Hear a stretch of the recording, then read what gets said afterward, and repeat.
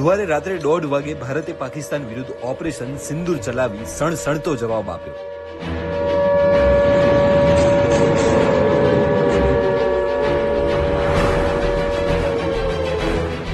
પાકિસ્તાન અને પીઓકેમાં 9 આતંકવાદી ઠેકાણાઓને નિશાન બનાવવામાં આવ્યા.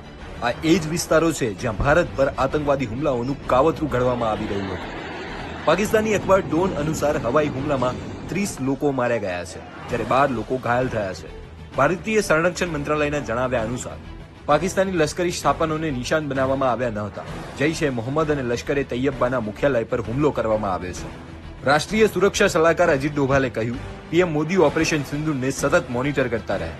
બીજી તરફ પાકિસ્તાની સૈનિકોએ એલઓસી પર ભારે ગોળીબાર કર્યો, તો ભારતીય સેનાએ પણ વળતો પ્રહાર શરૂ કર્યો છે. और अभी हम अनंतनाग में मौजूद है। यहाँ पर अभी थोड़ी देर पहले ही